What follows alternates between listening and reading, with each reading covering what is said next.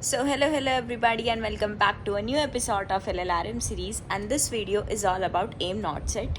AIIMS not set का जो nursing का एग्ज़ाम होता है उसका क्या एलिजिबिलिटी क्राइटेरिया है और क्या उसका एग्ज़ाम पैटर्न है, ये वीडियो उसी के बारे में है। So let's begin the video.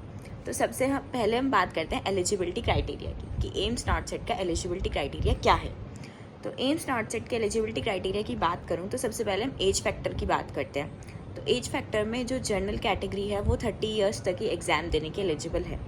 30 से ऊपर है तो नहीं दे सकती। अगर एससी या एसटी कैटेगरी है तो उसको 5 ईयर्स का रिलैक्सेशन मिलता है और वो 35 ईयर्स तक एलिजिबल है। अगर फिज़िकली हैंडीकैप है कोई पर्सन तो उसका बहुत अलग अलग क्राइटेरिया है कि वो कैसे फिज़िकली हैंडीकैप है, कैसे डिसेबल है, और अकॉर्डिंग टू हिज क्राइटेरिया और हर क्राइटेरिया उसको उसके अकॉर्डिंग रिलैक्सेशन मिलता है। तो वो भाई अपना ऑफिशियल साइट पे जाके चेक कर लेना, क्योंकि वो बहुत लंबा बैठ जाता अगर मैं एक एक पर्टिकुलर बताती तो। एंड PWD के लिए 40 ईयर्स है। उसके बाद अगर हम बात करते हैं एजुकेशन क्राइटेरिया की तो GNM से स्टार्ट करते हैं। अगर कोई GNM जिसने की हुई है तो उसको 2 साल का एक्सपीरियंस होना चाहिए। उसके बाद वो भी 100 बेडेड के हॉस्पिटल से, कोई अच्छा रिकोगनाइज्ड 100 बेड का जो हॉस्पिटल होगा उससे 2 साल का एक्सपीरियंस होना चाहिए। उसके बाद ही वो एम्स नॉट सेट देने के एलिजिबल है। और 2 साल का एक्सपीरियंस जब होना चाहिए जब उसका GNM का रजिस्ट्रेशन नंबर आ जाए। अगर GNM होने के बाद जब तक उसका रजिस्ट्रेशन नहीं होता, अगर उससे पहले वो कहीं भी जॉब करता है, वो एक्सपीरियंस में काउंट नहीं होगा। रजिस्ट्रेशन नंबर आने के बाद प्रॉपर 2 साल का एक्सपीरियंस होना चाहिए, उसके बाद ही वो एम्स नॉट सेट दे सकता है। उसके बाद बात करते हैं BSc नर्सिंग की। तो BSc नर्सिंग में जो आपको परसेंटेज चाहिए वो 60% चाहिए एम्स नॉट सेट देने के लिए। उसके बाद वो INC से अप्रूव्ड होना चाहिए।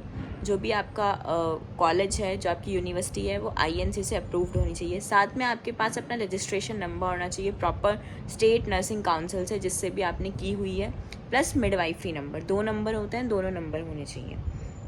उसके बाद अगर कोई MSc किया हुआ है तो उसके पास भी BSc का रजिस्ट्रेशन नंबर, मिडवाइफरी का रजिस्ट्रेशन नंबर, INC अप्रूव्ड वो होना चाहिए।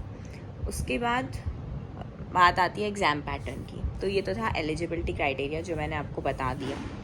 एंड जब आप एक चीज़ और बता देती हूँ, जब आप एम्स का नॉट सेट का फॉर्म फिल करते हो जॉब के लिए, तो वो फॉर्म आप जब भी फिल कर सकते हो जब आपके पास आपका रजिस्ट्रेशन नंबर आ जाए।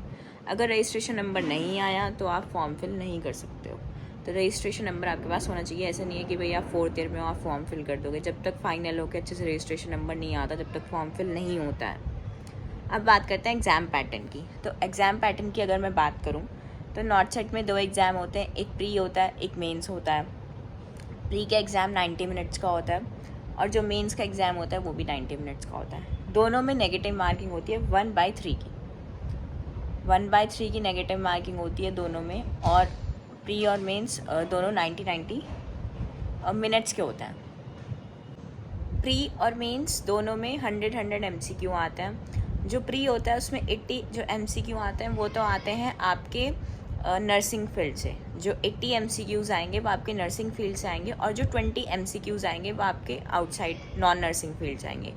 मतलब आपका GK, आपकी जनरल साइंस, आपकी जनरल नॉलेज, आपका एप्टीट्यूड, आपकी अवेयरनेस, 20 क्वेश्चन इसमें से आते हैं और 80 क्वेश्चन आपके नर्सिंग फील्ड से आते हैं। ऐसे ही जो मेंस होता है, मेंस में भी 100 क्वेश्चन आते हैं।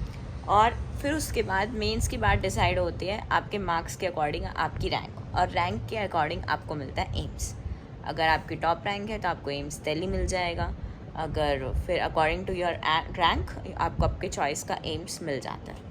So this is all about eligibility criteria and exam patterns of AIMS Not Set nursing exam. And thanks for watching my video. Do comment below, like the video, and keep sharing. Subscribe the channel.